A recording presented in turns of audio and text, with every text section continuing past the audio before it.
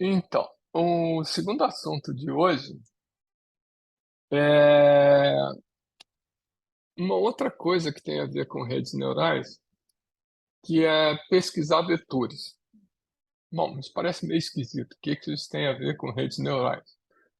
É o seguinte, esse assunto tem 2 papers naquela nossa lista lá.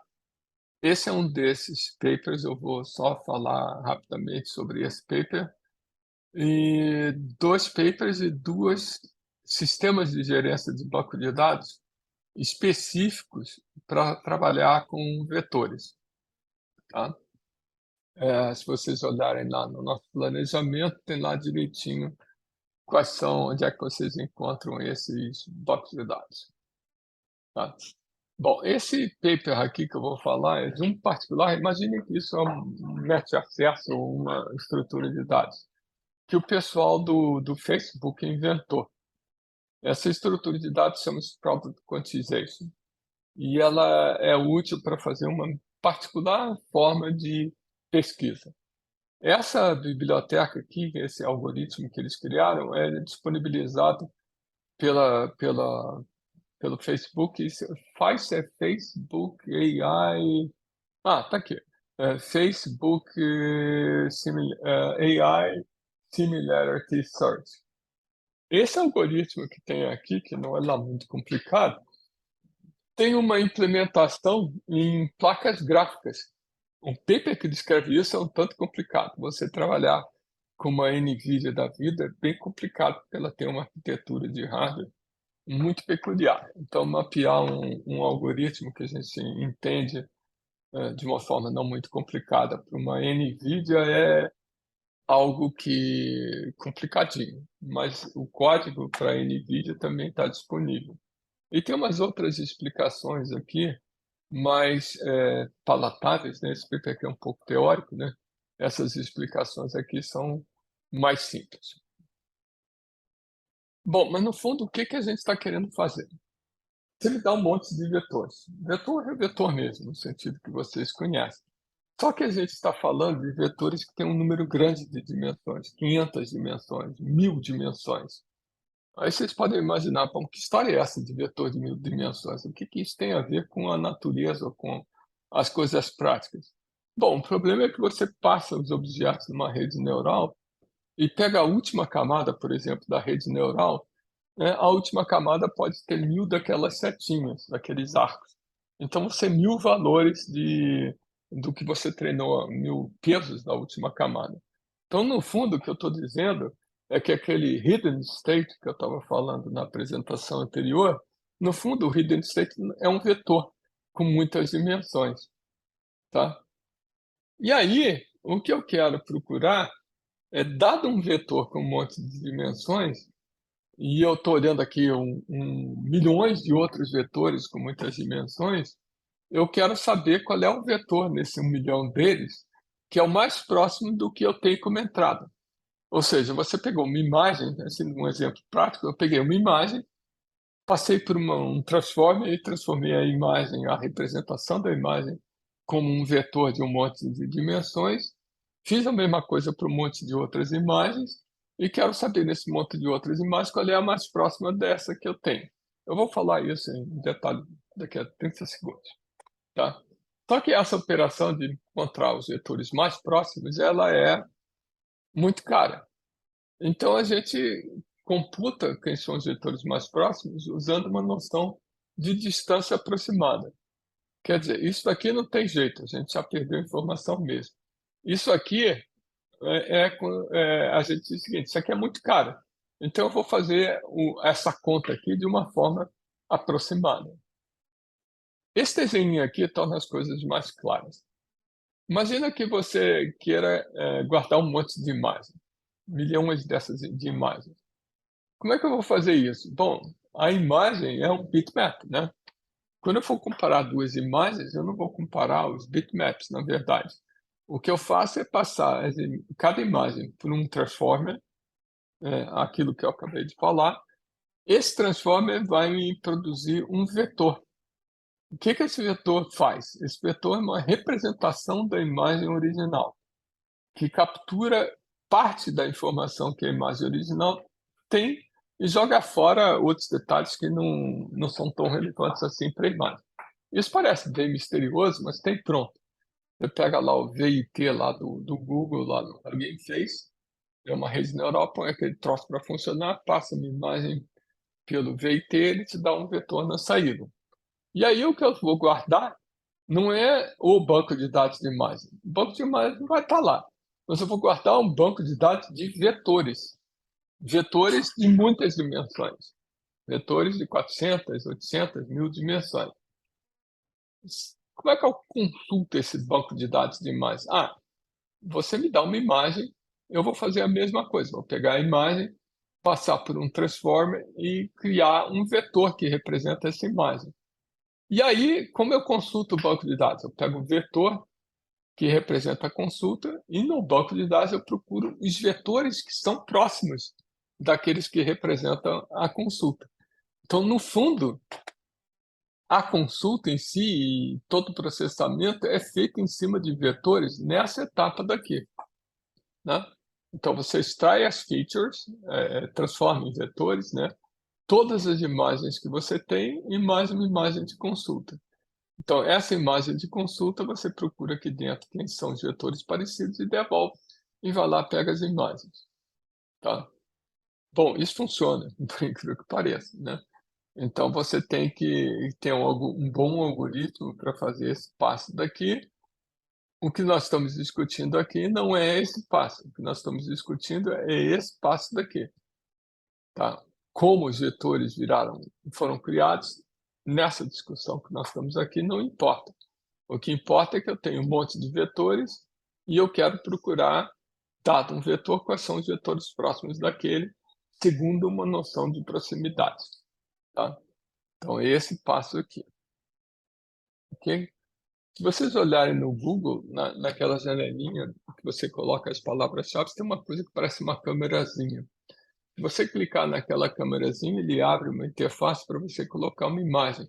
Então, o Google hoje pesquisa por uma consulta multimodal, uma consulta que você pode pôr uma imagem, umas palavras-chave, então ele vai procurar lá dentro do banco de dados do Google quais são os objetos que têm uma imagem parecida com aquela que vocês deram como exemplo e bate com as palavras-chave que vocês forneceram, tá?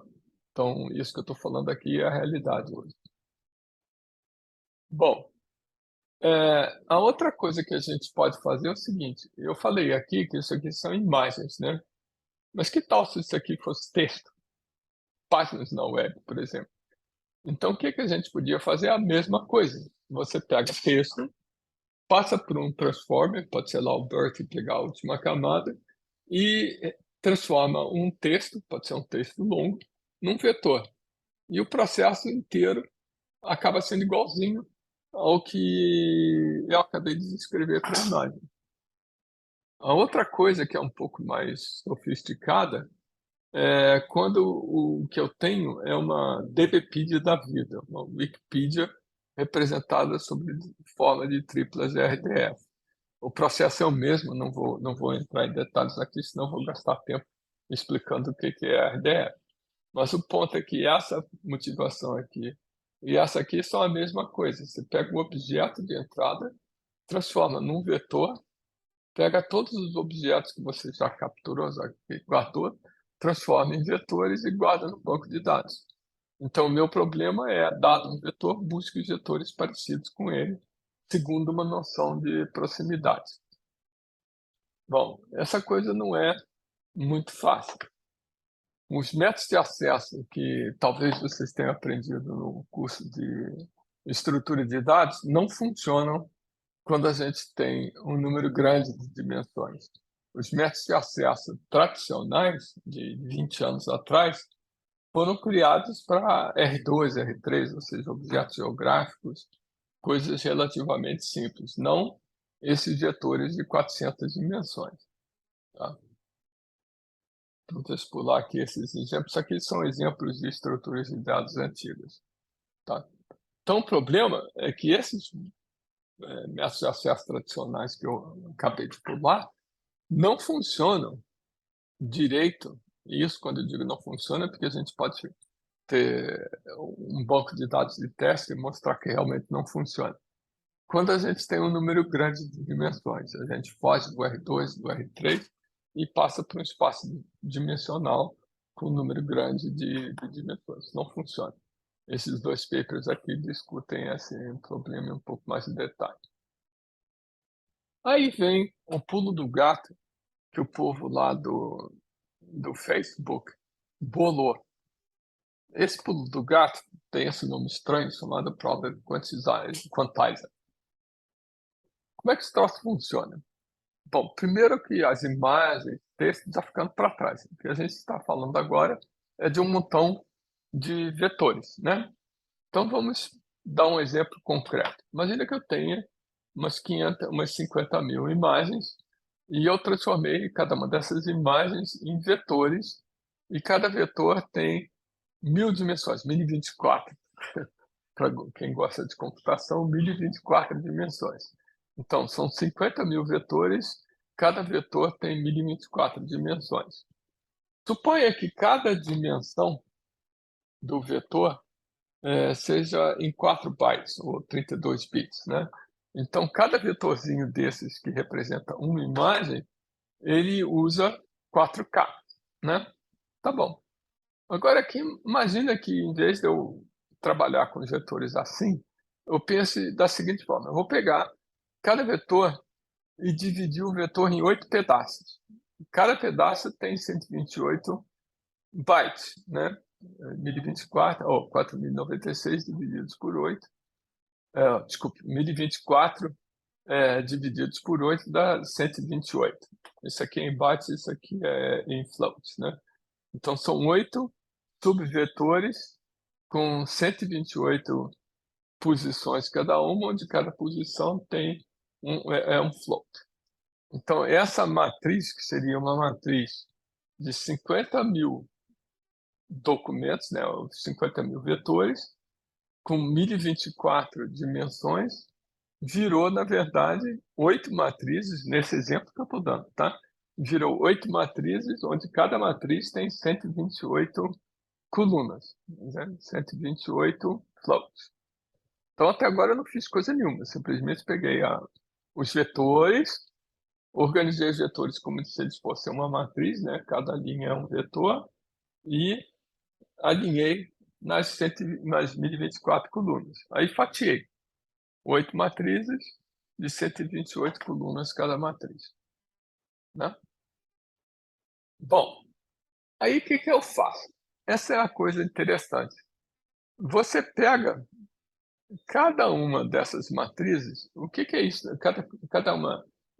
Isso aqui parece uma coluna, mas na verdade isso aqui é uma matriz de 50 mil linhas e 128 colunas.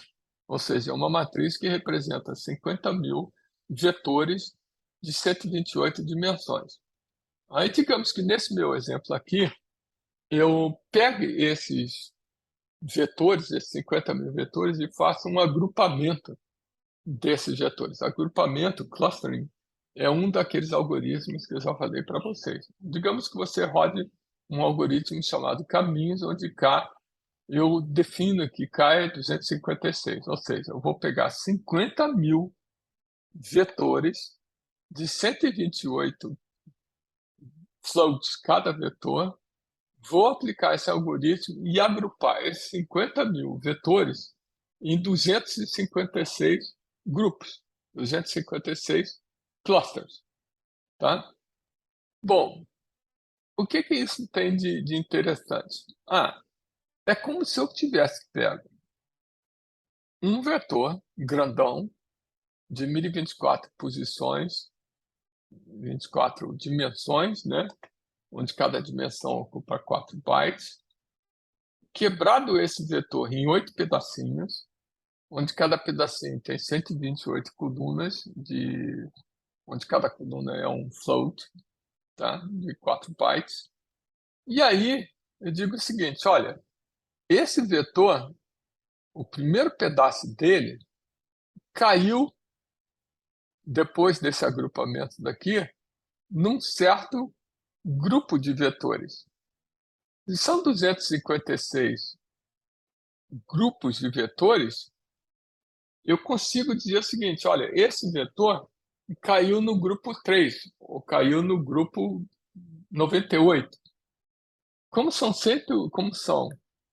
256 grupos, eu posso simplesmente numerar esses grupos: 0, 1, 2, 3, até 255. Então, significa que cada grupo é um número de 8 bits, né? 256.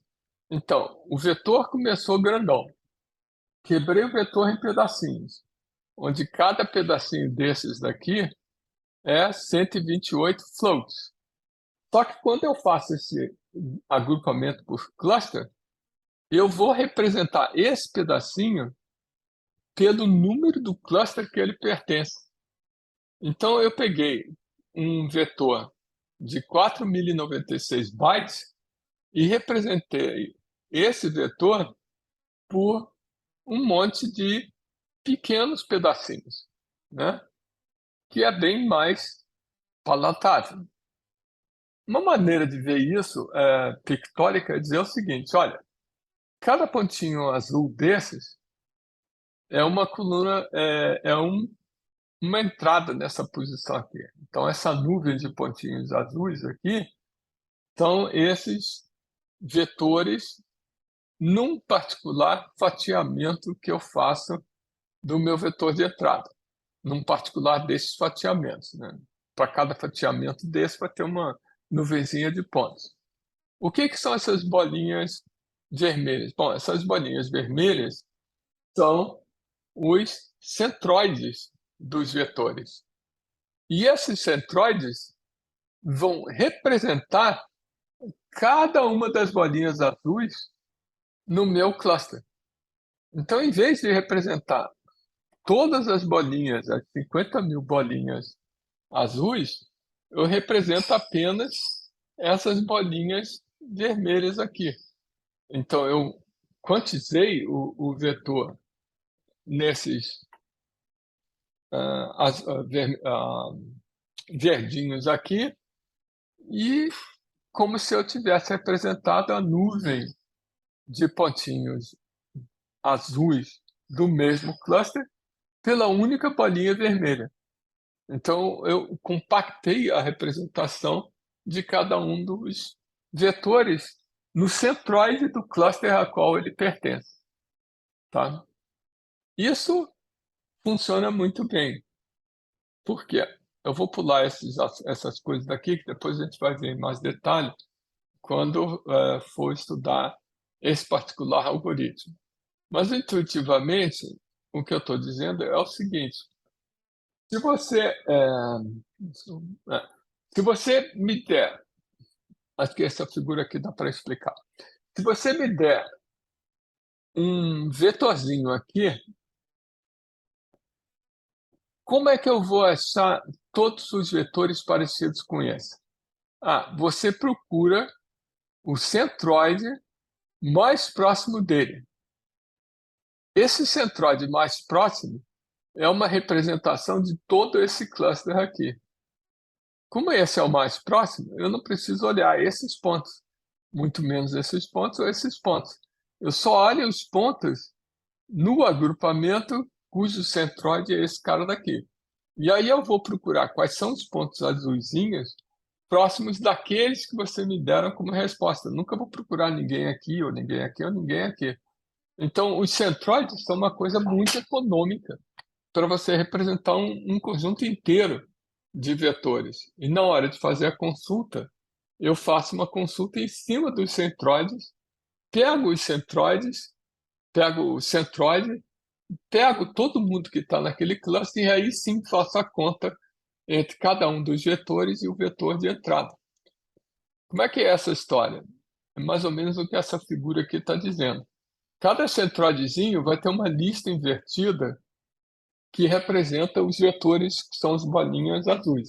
Então, se você me dá uma entrada, eu vou procurar, no fundo, é só essa lista invertida daqui.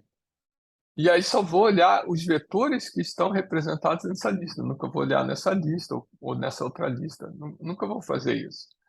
Então a forma, eu estou pulando aqui os detalhes, né, a forma de consultar é muito, compacta, tá. Isso tudo são detalhes. Então no fundo o que eu estou dizendo para vocês é, Product Quantization é uma maneira de você trabalhar com um montão de vetores, reduzir a representação desse montão de vetores na representação de um certo número pequeno de clusters, e mais, cada cluster é representado apenas por um vetor, que é o centroide daquele cluster. Tá? E aí como é que eu faço a busca? No processo inverso, me dá um vetorzão, eu fatio o vetor como se ele estivesse pertencendo à coleção, procuro qual é o centroide mais próximo, busco aqueles vetores no centroide mais próximo, e aí computo para ver quem é realmente parecido com o meu vetor de entrada. Isso economiza um bocado de tempo. Tá? Existem outras formas de fazer isso, um dos assuntos do curso é uma dessas outras formas, o HNSW, uma outra estrutura de dados para fazer essa mesma consulta por proximidade. Agora o ponto é, por que que isso é importante? Isso é importante porque tudo isso que eu falei aqui bem rapidamente está por trás de alguns problemas fundamentais. Um deles é pesquisa por conteúdo de imagem. Onde é que foi parar o conteúdo da imagem nessa discussão aqui? Não foi parar em lugar nenhum, porque a imagem foi parar em um vetor. Então, tudo que interessava do conteúdo da imagem foi capturado, ou condensado, ou representado por um vetor. Mesma coisa para as imagens no banco de dados. Então, a busca por conteúdo de imagem é simplesmente a busca de vetores parecidos. O conteúdo em si foi embora há muito tempo. Mesma coisa com pesquisa por documentos semelhantes. Tá? O que eu preciso saber para fazer essa história? Eu preciso saber como eu transformo imagens em vetores. Essa feature extraction nada mais é do que transformar imagens em vetores. Bom, uma vez feito isso, o que eu preciso saber? Como eu, dado um vetor, vou procurar outros vetores parecidos com aquele. Tá? Tudo que está por trás de redes neurais, de pesquisa por a proximidade, por aí afora, cai numa arquitetura semelhante a essa, onde o fundamental da arquitetura são essas setinhas aqui, né? Essa pesquisa por semelhança. E esse método que eu falei muito rapidamente para vocês, para não falar tudo de uma vez só, um desses métodos é chamado Product Quantizer, que pode ser entendido como, dado uma nuvenzinha de pontos, represente a nuvenzinha de pontos pelo centroide dos agrupamentos desses pontos. Dado uma consulta, você procura o centroide mais próximo, pega o grupo de vetores dentro daquele cluster, e aí sim faz a conta de ver quem é a mais próxima. Isso funciona bastante bem, por incrível que pareça. Tá? No fundo, é assim que o Google faz pesquisa por imagem. Né? O Google usa um algoritmo que não é exatamente o Product Quantizer do jeito que eu estou falando aqui, mas é um algoritmo bastante parecido. Bom, tem bem mais do que isso nesse assunto, né?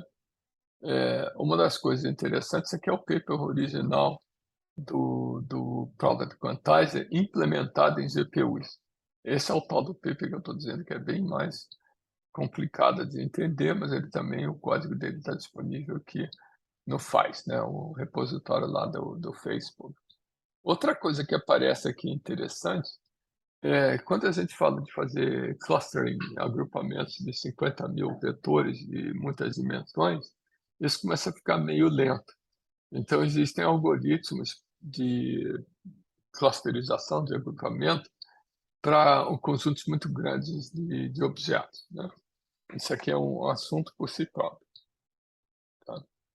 Bom, outra coisa é que esse método de acesso que o Facebook criou, ele está embutido em alguns bancos de dados. O Base é um deles. Esse aqui é uma extensão do Postgres. Então, para quem gosta de banco de dados, tem implementado aqui. Deixa eu parar a gravação.